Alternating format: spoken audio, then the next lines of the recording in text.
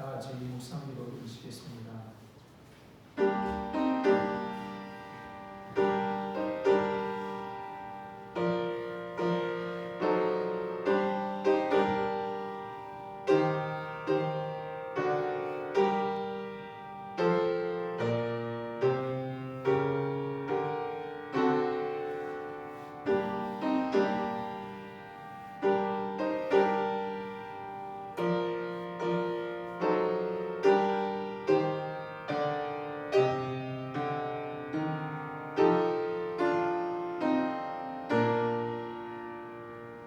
하나님이 우리에게 복을 주시리니 땅의 모든 끝이 하나님을 경외하리로다. 아멘. 우리에게 복을 주신 하나님, 그 하나님의 은혜와 사랑을 감사하여 오늘도 주님 앞에 나와 영광과 찬송과 예배를 드립니다. 부족한 우리들이지만 우리와 함께 하셔서 우리가 드리는 예배가 하나님이 기뻐 받으시는 예배가 되도록 인도하여 주옵소서. 감사하오 예수님 이름으로 기도드립니다. 아멘. 자리에 일어나 찬송가 23장 찬송 부르시겠습니다.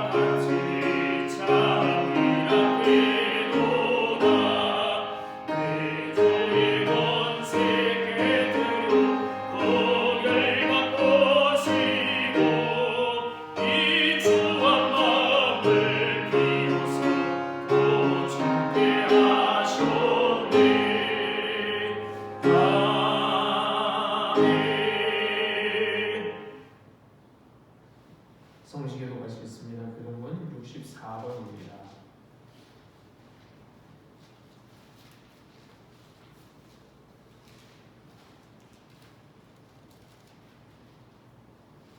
교동문 64번 시편 148편 교독합니다.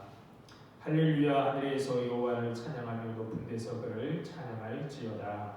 그의 모든 천사여 찬양하며 모든 부대여 그를 찬양할지어다. 해와 달아 그를 찬양하며 밝은 별들아 다 그를 찬양할지어다. 하늘의 하늘도 그를 찬양하며 하늘 위에 있는 불들도 그를 찬양할지어다. 그것들이 여호와의 이름을 찬양하면 그가 명령하셨으므로 지음을 받았음이로다. 그가 또 그것들을 영원히 세우시고 해하지 못할 명령을 정하셨도다. 여호와의 이름을 찬양할지어다. 그의 이름이 홀로 높으시며 그의 영광이 땅과 하늘 위에 뛰어나심이로다. 그가 그의 백성의 뿔을 높이셨으니 그는 모든 성도 곧 가까이 하는 백성 이스라엘 자손의 찬양받을 이시로다. 할렐루야. 아멘. 다같이 사도신경 하심으로 신앙 고백하시겠습니다. 전능하사 천지를 만드신 하나님 아버지를 내가 믿사오며 그 외아들 우리 주 예수 그리스도를 믿사오니 이는 성령으로 잉태하사 동정녀 마리아에게 나시고 본디오 빌라도에게 고난을 받으사 십자가에 못 박혀 죽으시고 장사한 지 사흘 만에 죽은 자 가운데서 다시 살아나시며 하늘에 오르사 전능하신 하나님 우편에 앉아 계시다가 저리로서 산자와 죽은 자를 심판하러 오시리라. 성령을 믿사오며 거룩한 공예와 성도가 서로 교통하는 것과 죄를 사하여 주시는 것과 몸이 다시 사는 것과 영원히 사는 것을 믿사옵나이다. 아멘. 자리에 앉으셔서 찬송가 300장 찬송 부르시겠습니다.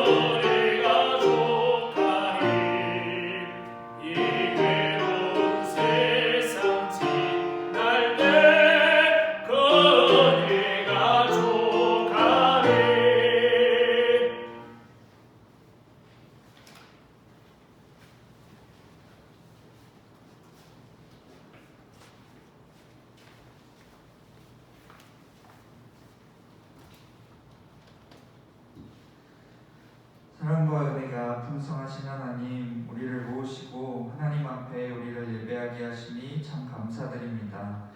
하나님, 우리에게 주신 이 복된 시간들 온전히 하나님께 올려드리길 원하고 또 원하오니 하나님 기쁘게 받아주시옵소서. 하나님, 우리는 죄인입니다. 우리가 하나님 앞에 나온 것이 맞지만 우리의 힘이 아닌 예수 그리스도의 힘이라는 것을 고백합니다.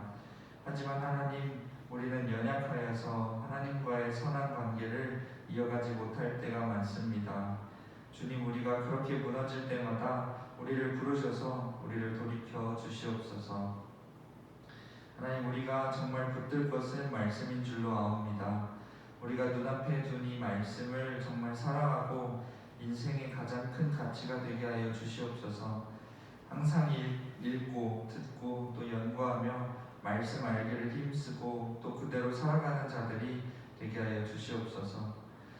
신앙을 가지고 지켜나가기 참 혼란스럽고 또 어려운 때임을 주님께서 아십니다. 우리에게 분별할 수 있는 지혜를 주셔서 우리가 적절한 행동을 해나갈 수 있도록 하나님 도와주시옵소서. 기도하며 구하게 하시고 또 인내하면서 조금도 의심하지 않는 자가 우리 공덕교회 될 수 있게 하여 주시옵소서. 어느 때라도 하나님께 기뻐 찬양하며 나아갈 수 있는 그런 공덕교회 또한 되게 하여 주시옵소서. 하나님, 그럼에도 각자의 고통과 또 질병과 고민으로 시험 중에 있는 자들이 있습니다. 하나님께서 다 아시고 능히 해결해 나가실 줄 아오니 하나님께서 같이 해결하여 주시옵소서. 이제 말씀 듣습니다. 하나님, 우리가 이 말씀을 들여다보거나 우리는 다 이해하지 못합니다. 그러니 우리에게 지혜를 허락하셔서 그것을 듣고 삶에 적용하기까지 인도하여 주시옵소서. 말씀 전하실 목사님의 모든 생각과 말을 주관하시고 온전히 하나님을 높이는 자가 될 수 있도록 하나님 인도하여 주시옵소서. 항상 감사드리며 예수님의 이름으로 기도드립니다. 아멘.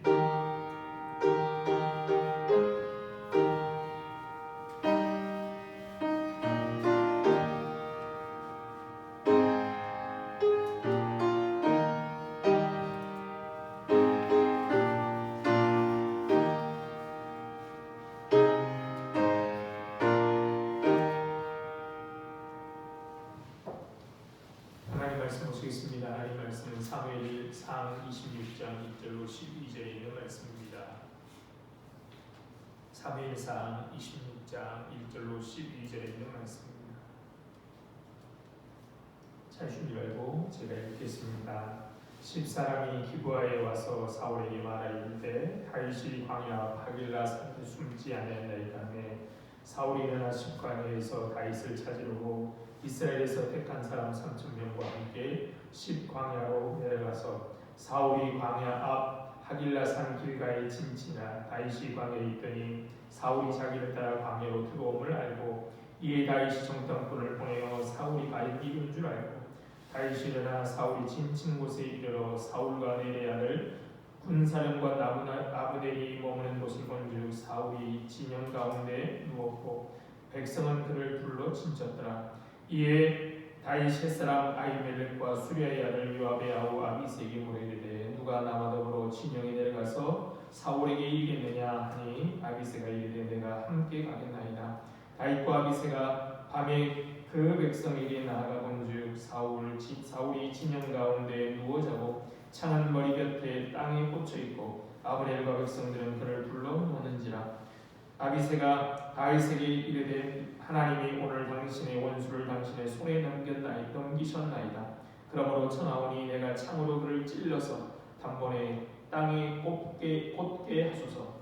내가 그를 두 번 찌를 것이 없으리이다 하니 다윗이 아비새에게 이르되 죽이지 말라. 누구든지 손을 들어 여호와의 기름 부음 받은 자를 치면 죄가 없겠느냐 하고 다윗이 또 이르되 여호와께서 살아계심을 두고 맹세하노니 여호와께서 그를 치시리니 혹은 죽을 날이 이르거나 또는 전장에 나가서 망하리라. 내가 손을 들어 여호와의 기름 부음 받은 자를 치는 것을 여호와께서 금하시나니 너는 그의 머리 곁에 있는 창과 물병만 가지고 가자 하고 다윗이 사울의 머리 곁에 창과 물병을 가지고 떠나가되 아무도 보거나 눈치채지 못하고 깨어있는 사람도 없었으니 이는 여호와께서 그들을 깊이 잠들게 하셨으므로 그들이 다 잠들어 있었기 때문이었더라. 아멘. 주님의 은혜와 평강이 우리 가운데 넘치시길 바랍니다. 어제가 절기상 입춘이었습니다. 주위가 그래도 조금 누그러지고 물러가고 있습니다. 겨울의 한복판에 하나님은 봄의 편말을 세워 놓으셨습니다. 눈에 보이지 않아도 땅속에 뿌리들은 일할 채비를 하고 있고 가지들도 기지개를 켜며 봄을 기다리고 있습니다. 복잡한 세상 일에 치여 하나님의 마음을 헤아리지 못하며 살았던 우리들입니다. 우리 마음에도 봄볕이 다사롭게 비쳤으면 좋겠습니다.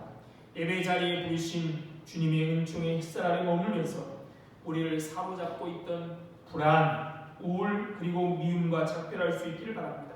사람들의 인정과 사랑이 식어버린 역사의 겨울이 계속되고 있지만 어떤 경우에도 선을 택하는 우리가 하나님 나라의 봄을 앞서 인식하고 가기를 바랍니다. 자기를 강화하고 다른 이들을 통제하고 자기 의사를 관철하고 싶은 욕망에 사로잡힌 순간 관계는 파탄에 이르기 마련입니다. 그렇다면 좋은 관계를 유지하기 위해서 필요한 것은 무엇이겠습니까? 지배의 포기입니다. 지배가 아니라 사귐, 경쟁이 아니라 협동, 독점이 아니라 나눔을 지향하고 고쳐주는 마음을 내려놓고 있는 그대로 받아들일 때 관계는 아름다워집니다. 현대인들을 사로잡게 하는 불안, 공허, 절망은 각자 고생 사이가 만들어낸 결과물입니다. 아람 요새와 헷셀은 우리가 절망을 피하는 유일한 길은 자신이 목적되는 게 아니라 남에게 필요한 존재가 되는 거라고 말했습니다. 공감이 가는 말입니다. 그러나 현실로 눈을 돌리면 이런 확신들이 흔들립니다. 세상은 온통 우리를 이용하는 이들로 가득 찬 것처럼 보이기 때문입니다. 누군가의 좋은 이웃이 되기 위해 의식적인 노력을 해야만 합니다. 인간의 마음은 참 미묘합니다. 어느 때는 마음이 넉넉해서 이타적인 선택을 하지만 다음 순간에는 마음이 얼어붙어 이기적인 생각에 확고히 사로잡히기도 합니다. 그래서 이 사람들은 인간의 마음은 늘 위태롭다라고 말했습니다. 오늘 본문에 나오는 사람들의 마음도 위태롭습니다. 어리석은 나발이 죽어도 다윗은 십광야 근처 하길라 산으로 옮깁니다. 십광야는 유다 지파 지역이므로 그 지역에 사는 사람들 대부분은 유다 지파 사람들입니다. 그런데 그 사람들이 유다 지파 다윗을 베냐민 지파 사람인 사울에게 밀고 합니다. 이들의 밀고는 이번이 처음이 아닙니다. 사무엘상 23장 19절에 보면 이렇게 기록되어 있습니다. 그때 십사람들이 기브야에 이르러 사울에게 나와 이르되 다윗이 우리와 함께 광야 남쪽 하길라 산 습을 요새에 숨지 아니하니까. 그들은 이미 다윗을 밀고 있습니다. 왜 밀고 했을까요? 다윗이 그들에게 무엇을 잘못해서일까요? 그렇지 않습니다. 성령에 떠난 후 사울은 이미 녹담에서 제사장 아히멜렉을 비롯한 85명을 무참히 살해했습니다. 단지 다윗에게 진설병의 떡을 주었다는 이유로, 그것을 숨겼다는 이유로 죽였죠. 자신의 정권 유지를 위해서라면 사이든 아들이든 딸이든 언제든 희생시킬 수 있는 사람이 사울이었습니다. 끝모를 권력욕, 정권욕만 있고 인간성도 신앙성도 버린 지 오래되었습니다. 자식들을 비롯해 자신을 따라가는 민심 때문에 보이지 않는 고독감에 시달리면서도 하나님 앞에 스스로 돌이킬 줄 모르는 사람이었습니다. 그의 발걸음은 멈출 줄 몰랐습니다. 이런 사울이 무서워서 십사람들은 다윗이 숨은 곳을 밀고 한 것입니다. 이들처럼 두려움은 아주 쉽게 우리의 영적인 눈을 멀게 만듭니다.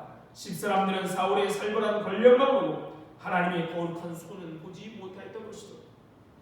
아니요, 다윗을 숨겨주거나 있는 곳을 사울에게 알리지 않았다가 놉사람들처럼 보복당하지 않을까 하는 두려움이 다윗을 밀고 한 것입니다.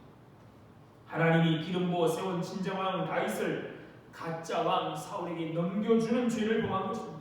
이처럼 마음이 얼어붙어 이기적인 생각에 확고히 사로잡혀 하나님의 뜻과 그 의는 보지 못하고 생각지 못하고 눈앞에 작은 이익에 팔려 영원한 생명을 잃게 되는 어리석을 범하는 경우가 참 많습니다.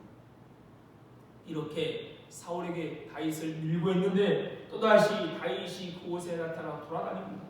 이제라도 저번에 자신들의 한 실수, 잘못을 회개하고 뉘우치면 좋은데 어떤가요? 그러지 않는 것이죠. 어찌 보면 십사람들에게 다윗은 껄끄러워 보였을 것입니다. 맞은 사람은 발을 뻗고 잠을 편히 자고 때린 사람은 발을 뻗고 잠을 편히 잘 수 없다는 말처럼 말입니다. 자신들의 밀고에도 불구하고 죽지 않고 살아있는 다윗을 보는 것이 그들에게 많이 불편했을 것입니다. 사무엘 선지자가 다윗에게 기름을 부었다고는 하지만 그들이 보기에 아직 사울이 엄연한 왕입니다. 그래서 다시 사울에게 다윗을 밀고합니다. 인간의 죄는 무시무시한 관성을 갖고 있습니다. 사람의 본성 변화가 얼마나 어려운지 한번 죄악 길로 들어서면 그 길을 줄기차게 달려갑니다. 돌아서지 못하고 말입니다. 돌이키기가 정말 어렵습니다. 한번 애굽의 아내를 누이라고 숨긴 경험이 있는 아브라함은 다시 그랄랑 아비멜렉 앞에서 사라를 누이라고 숨깁니다. 그뿐만이 아니죠. 그의 아들 이삭도 그 안에서 아내 리브가를 누이라고 숨깁니다. 그러기에 죄악이 이렇게 관성이 있다는 것을 아는 성숙한 사람들이라면 죄악의 첫 단추를 정말 두려워하는 겁니다. 첫 발을 정말 조심해야 된다는 거죠. 한 번은 괜찮겠지 그런 건 없습니다. 한 번이 영원한 우리의 목줄이 되기 쉽습니다. 십사람에게서 보듯이 악한 영에 한 번 발목이 잡히면 그 소락에서 빠져나오는 것은 그리 쉬운 일이 아닙니다. 사울은 이번에도 다윗과 그를 따른 600명을 잡기 위해 군사 3000명을 동원하여 서둘러 십강무지 근처 하길라 산으로 옵니다. 저번에 어떤 일이 있었습니까? 엔게디 동굴에서 죽을 뻔했다가 다윗의 성숙한 신앙적 관용 덕분에 겨우 목숨을 부지한 뒤에 자신의 악함과 다윗의 의로움을 인정하며 눈물을 흘리며 누이치고 다윗이 왕이 될 거라고 축복했던 그가 다윗을 잡으려고 또다시 대규모 군사를 동원하여 다시 출동한 것입니다. 이렇게 마음은 괴롭습니다. 자신의 잘못을 누이쳤던 그가 또다시 똑같은 죄를 범하고 있습니다. 자신이 한 목적이 된 것이죠. 남의 필요를 위한 전쟁하며 자신이 목적입니다. 사울의 출동 소식을 다윗도 듣고 숨습니다. 5절에 보면 다윗이 사울과 아브넬의 위치를 식별할 수 있던 것으로 보아 아마 다윗은 아히멜렉과 아비새 등 소수의 사람만 데리고 청차를 나와 보고 있었던 것이죠. 상황을 내려다보면서 동행한 아히멜렉과 아비새에게 묻습니다. 누가 나와 더불어 진영에 내려가 사울에게 이기게 되리라. 이 어렵고 힘든 일에 아비새가 자청하여 내려갑니다. 그날 밤 사울 진에 아비새와 함께 다윗은 잠이 펴니다. 들어가 보니 사울의 진영은 경계가 삼각 밖으로 허술했습니다. 사울 진영 가운데 자기 머리맡에 창을 꽂은 채 사울은 세상 모른 채 자고 있었고 경호대장인 아브넬과 군사들도 자고 있었습니다. 다시 사울의 목숨이 다윗의 손아귀에 들어온 것이죠. 원수의 목숨이 다윗의 손아귀에 들어온 것이 이번이 세 번째입니다. 그렇죠? 엔게디 요새의 굴에서 사울의 목숨이, 마온 항무지에서 나발의 목숨이, 그리고 오늘 보면 십항무지 하길라산 아래에서 사울의 목숨이 다윗의 손아귀에 들어왔습니다. 거의 비슷한 문제를 다윗은 또 만나고 있습니다. 이 사람에서 다윗이 있는 굴에 사울이 들어올 때 같이 있던 사람들은 지금 하나님이 준 기회라고 사울을 죽이자고 하지만 거듭만 베고 살려주었습니다. 그랬던 다윗은 25장에서 아비가일이 돕지 않았더라면 분노의 칼을 휘둘러 수많은 인명을 살상하는 죄를 지을 뻔했습니다. 참으로 어려운 문제를 잘 풀고는 분노의 눈이 먼 나머지 쉬운 문제는 걸려 넘어질 뻔했던 것이죠. 바로 이런 이유로 오늘 26장에 같은 유형의 시험을 다윗은 받고 있는 겁니다. 아비새가 이렇게 말합니다. 8절입니다. 하나님이 오늘 당신의 원수를 당신의 손에 넘기셨나이다. 그러므로 청하오니 내가 창으로 그를 찔러서 단번에 창에 땅에 꽂게 하소서. 내가 그를 두 번 찌를 것도 없나이다. 아비새는 전투 경험이 많은 분입니다. 그렇죠? 다윗의 용사 목록이 나오면 이 세 위대한 용사 바로 밑에 이 아비새가 등장하지요. 지난번에 다윗이 살려주었지만 이번이야말로 사울을 그냥 살려주어서는 안 된다라고 생각했습니다. 저번에 살려줄 때 어떻게 됩니까? 또 잡아오지 않습니까? 정말 기회 아닙니까? 어떻게 해야 합니까? 다윗의 심정을 아는지 아비새는 이렇게 이어서 속삭입니다. 그러므로 청하오니 내가 창으로 그를 찔러 단번에 땅에 꽂혔소. 내가 그를 2번 찌를 것도 없으리라. 이미 하나님의 기름 부은 왕을 죽이지 않겠다는 다윗의 원칙을 알았기에 아비새는 자신의 손으로 직접 처리하겠다는 겁니다. 왕은 손에 피를 묻히지 마십시오. 내가 직접 죽이겠습니다. 뭐로요? 창으로. 다윗이 왕궁에 있을 때 사울이 다윗에게 창을 던진 사건이 2번 기록되어 있습니다. 던질 때마다 어떻게 말해요? 내가 다윗을 벽에 박으리라. 사울 또한 자기 아들 요나단도 같은 창으로 죽이려고 했습니다. 다윗이 도망한 후에 사울은 그 손에 창을 가지고 기부하에 앉아 있었습니다. 사울이 자기 창을 손에서 놓았던 적이 없습니다. 그런데 그 사울의 창이 다윗과 함께 들어가자 눈에 띄었던 것이죠. 그래서 아비새가 뭐라고 합니까? 내가 창으로 그를 찔러서 땅에 꽂게 하소서. 여기서 찔러서 라는 단어가 박으리라. 사울이 다윗을 창을 던지면서 내가 벽에다 박으리라는 단어와 똑같은 단어입니다. 같은 단어를 사용하여 다윗의 안 좋은 기억을 생각나게 하는 것이죠. 똑같이 그 창으로 사울을 죽이겠다는 겁니다. 다윗은 하나님이 기름 부은 자를 죽이지 않겠다는 원칙을 지키면서도 정적 사울을 죽일 수 있는 절호의 기회입니다. 자기 손에 피 묻히지 않고도 사울을 죽일 수 있고요. 특별히 그 사울은 어떤 사람입니까? 자기를 창으로 찔러 벽에 박으려 했던 사람. 두 길이 지금 다윗 앞에 놓여 있습니다. 하나는 창으로 모든 것을 해결할 수 있는 빠르고 쉬운 길, 또 하나는 끝모를 도피 생활이 예견되는 참으로 멀고 험한 길이 놓여 있습니다. 지금 죽이지 않으면 저번 엔게디에서 죽이지 않아서 도망치 않았듯이 또다시 도피 생활을 끝없이 해야만 합니다. 더군다나 누가 봐도 빠르고 쉬운 길이 하나님의 뜻에 부합하는 것처럼 보입니다. 창을 들고 있던 사울이 창을 놓은 채 하고 있습니다. 그렇죠? 어떻게 할까요? 어느 길이 하나님이 기뻐하시는 길일까요? 이것이 하나님께서 다윗에게 주시는 기회일까요? 아니면 다시 주시는 시험일까요? 어떻게 분별해야 합니까? 이런 일을 만날 때 먼저 나는 이 일을 통해 무엇을 기대하는가를 우려야만 합니다. 다윗이 처음에 사울을 죽일 기회를 포기했을 때 사울에게 무엇을 기대했겠습니까? 그때 분명히 사울은 많은 군인들 앞에서 공개적으로 큰 소리로 울면서 말합니다. 나는 너를 학대하되 너는 나를 선대하니 너는 나보다 의롭도다. 그는 누이쳤습니다. 다윗이 왕이 될 것도 아한다라고 말했습니다.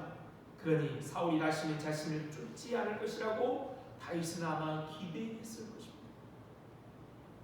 그런데 이후에 사울은 어떻습니까? 다윗의 아내인 미갈을 다른 남자에게 주었고 다시 사울을 잡으려고 3,000명의 정예군을 끌고 왔습니다. 분명 다윗의 기대는 깨졌습니다. 사울은 선을 악으로 갚았습니다. 그런 사울을 향해서 또다시 그런 기대를 한다는 것, 사울이 선을 행할 것을 기대한다는 것은 어리석음이기까지 합니다. 믿어야 할까요? 사울은? 우리가 성경에서 배우는 믿음은 비현실적인 기대가 아닙니다. 믿음은 그냥 사람을 잘 믿어주는 것을 말하는 것이 아닙니다. 우리는 간혹 믿음이 그럴 거라고 생각합니다. 그리고는 속고 또 속습니다. 성경은 그런 걸 믿음이라고 말하지 않습니다. 믿음은 1차적으로 하나님을 신뢰합니다. 사람이 아니라 하나님을 신뢰합니다. 믿음은 속아주는 것이 아닙니다. 믿음은 매우 현실적이기까지 합니다. 믿음은 성경이 보여주고 설명하는 하나님에 대한 현실적인 기대요. 거기에 우리의 삶을 드리는 겁니다. 속는 게 아니라요. 우리가 하나님을 믿는 거예요. 어떻게 현실적인 믿음의 기대. 그러니 믿음은 오히려 사람에게 기대하지 않습니다. 때로는 우리는 기대했던 어떤 사람의 잘못된 행동부터 충격을 받을 때가 있습니다. 그러나 우리가 이때에도 믿음을 바르게 적용한다면 그 놀람과 충격에서 벗어날 수 있습니다. 왜냐하면 성경이 가르치는 인간이 바로 그러하기 때문이에요. 하나님의 사람으로 믿음을 가지고 살아갈 때 우리에게 이런 지혜가 요구됩니다. 무엇을 기대하느냐? 그렇죠? 우리는 뭘 기대해야 됩니까? 하나님을 기대해야 되는 것이죠. 성경 속에서도 다윗이 한 것은 자신이 알고 확신하고 있는 하나님의 말씀을 상황 속에 적용하는 것입니다. 그 이상 무엇을 더할 것이 없습니다. 그런데 문제는 하나님 말씀에 무언가를 더하려 하는 데서 일어납니다. 하나님께서 이렇게 말씀하셨다 그러면 그것이 마침표가 되어야만 합니다. 언제나 절대 권위를 가진 것은 내 생각이나 느낌, 경험이 아니라 하나님의 말씀이고 하나님 그 원리입니다. 그것이 전부입니다. 다윗의 원리가 무엇이었습니까? 9절입니다. 누구든지 손을 들어 여호와의 기름 부음 받은 자를 치면 죄가 없게 됩니다. 이것은 절대로 소극적이나 수동적인 태도가 아닙니다. 다윗의 말이 그것을 보여줍니다. 이어서 10절에 이렇게 말합니다. 여호와께서 살아계심을 두고 맹세하노니 여호와께서 그를 치리니 혹은 죽을 날이 이르거나 또는 전장에 나가서 망하니. 엔겔리에서도 똑같은 원칙이죠. 기름 부음 받는 자를 칠 수 없다. 그것은 어리석고 멍청한 기대가 아닙니다. 하나님께서 하실 것이다. 하나님이 살아계시기에 그가 전쟁에서 죽든 또는 죽을 날이 이르러 죽든 하시든 하나님이 칠 것이다. 하나님께서 분명히 치시라는 것에 대한 확신이 다윗에게 있었습니다. 그리고 사울은 다윗이 믿은 것처럼 어떻게 돼요? 전장에서 죽습니다. 오늘 다윗의 고백처럼 전장에서 죽습니다. 하나님이 하신 것입니다. 하나님이 치신 것입니다. 여기서 다윗이 보여주는 것을 분별하는 신앙의 자세라고 할 수 있습니다. 이번이 몇 번째든 마찬가지입니다. 처음처럼 하나님 말씀의 원리를 종용하면 되는 겁니다. 그렇죠? 하나님의 기름 부음 받은 자를 치지 않겠다. 이 원칙을 몇 번이든 지키는 겁니다. 거기에 하지만 그러나가 없습니다.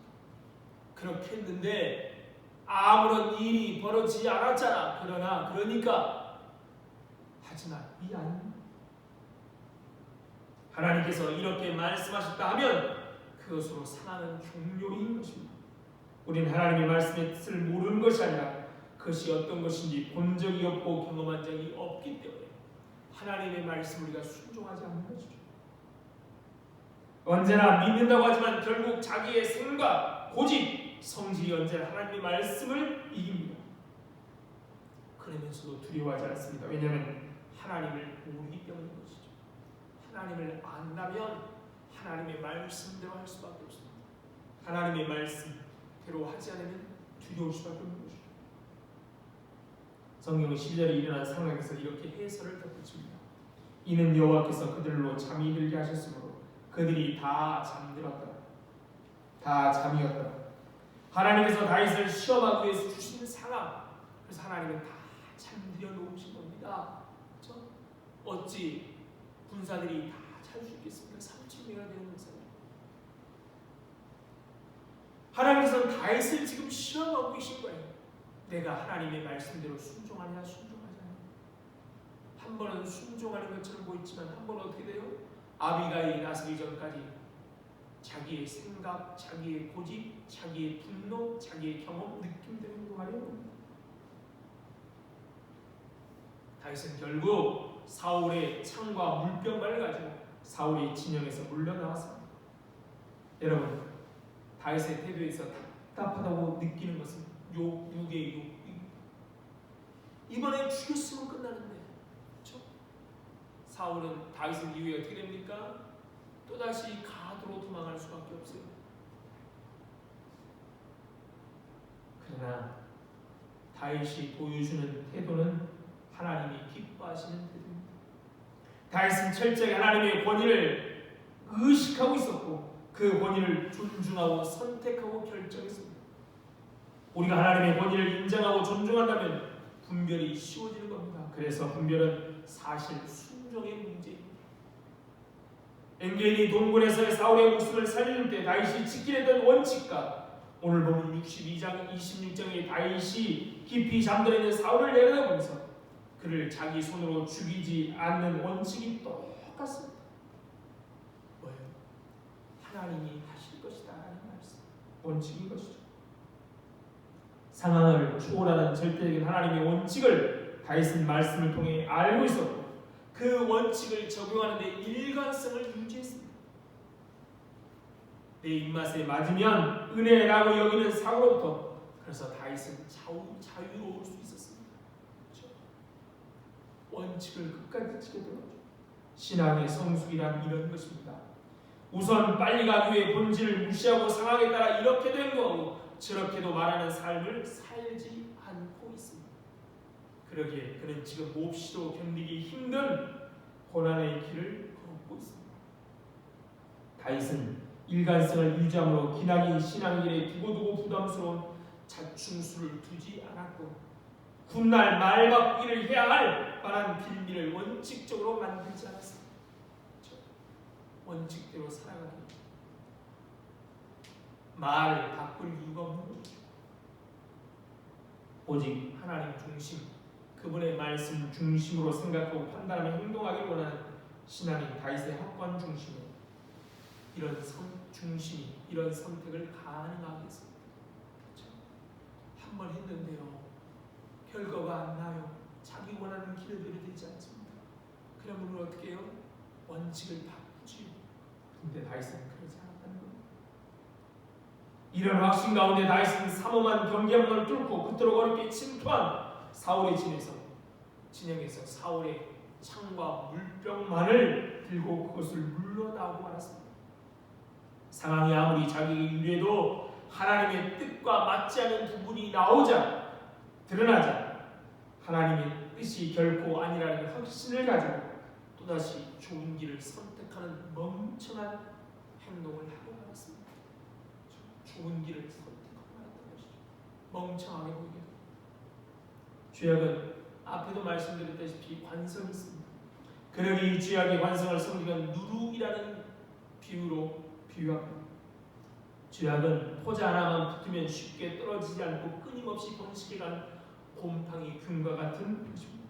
그 죄악의 관성 때문에 골치 아파하는 하나님의 백성들에게 신앙의 시험은 또 시험은 끊임없이 다가옵니다. 오늘 그 시험을 잘 통과하든 실패하든 이 시험에서 완전히 자유롭게 될 때까지 하나님은 끊임없이 같은 유형으로 당신의 백성을 시험하셔서 훈련시키십니다.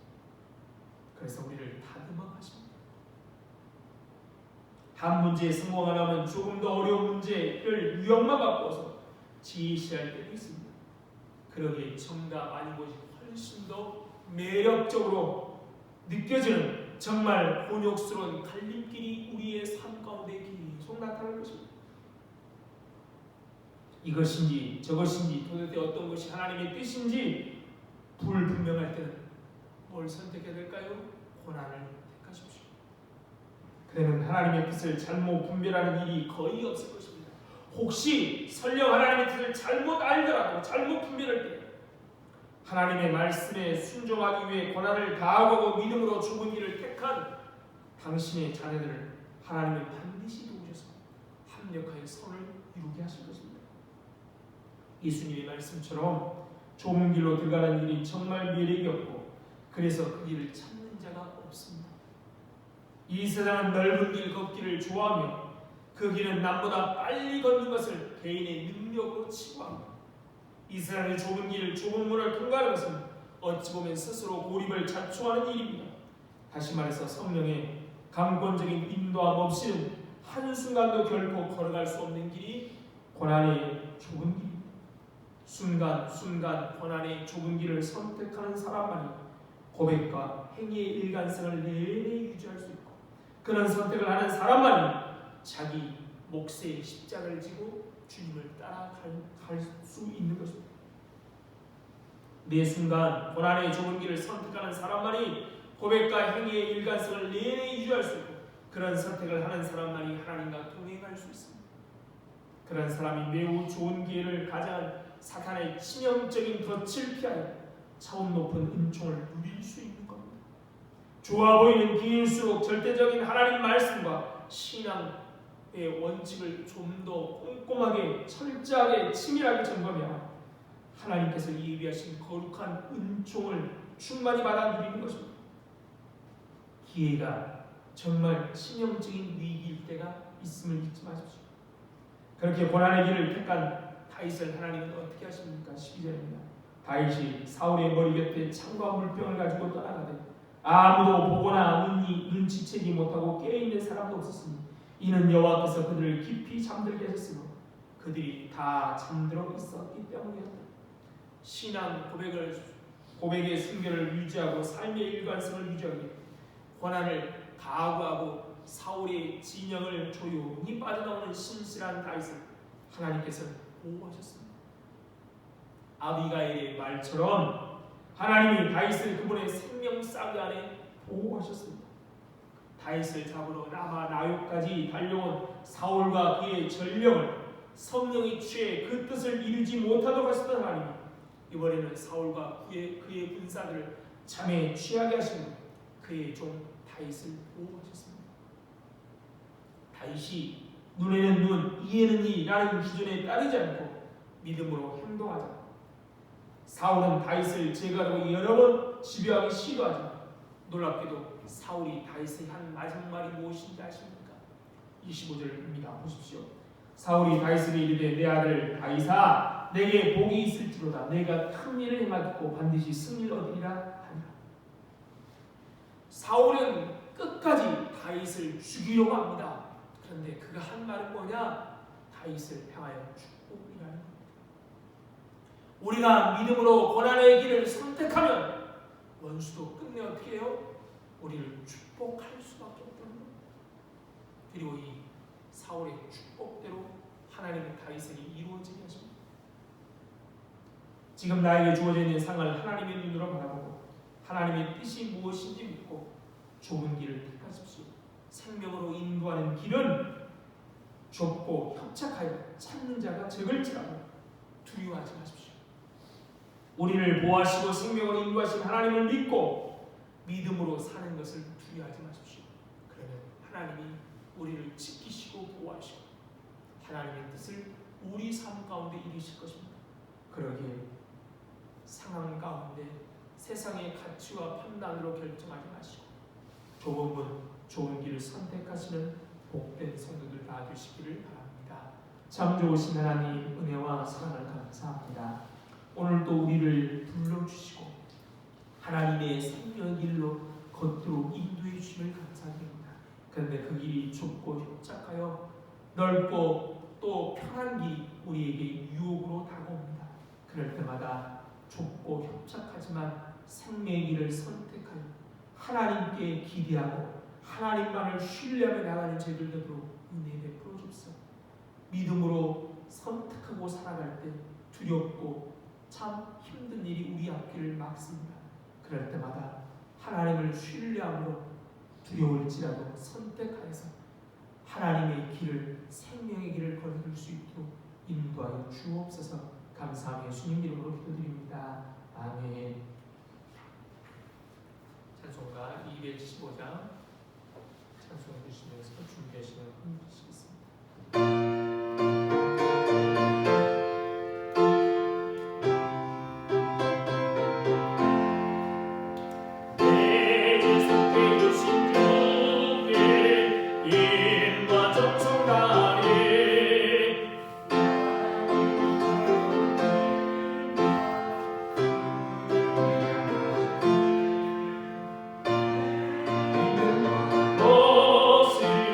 주를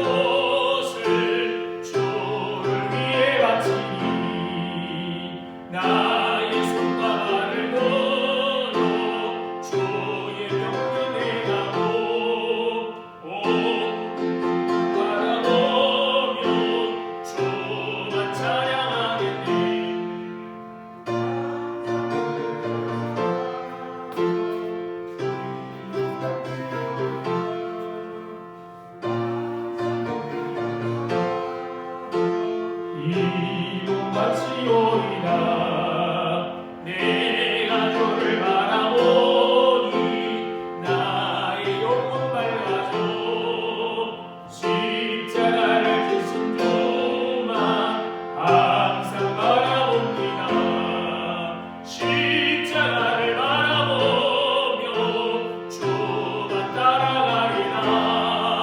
십자가만 바라보며 주만 따라가리라.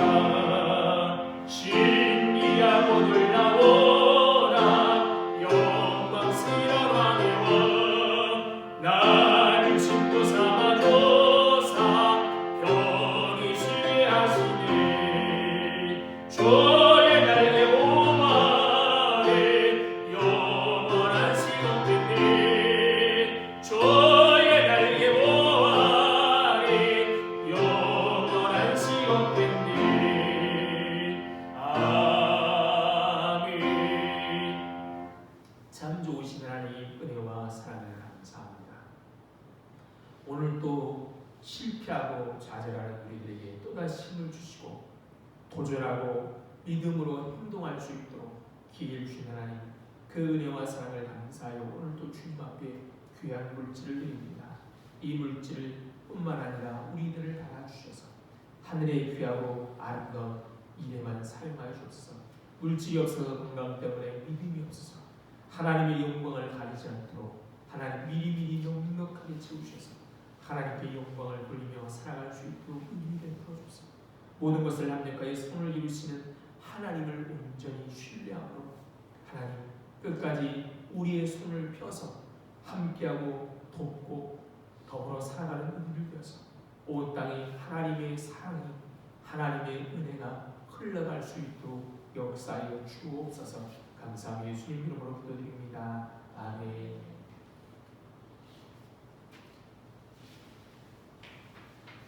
인사하겠습니다. 반갑습니다. 사랑합니다. 사랑합니다. 축복합니다. 축복합니다. 행복하십시오. 행복하십시오.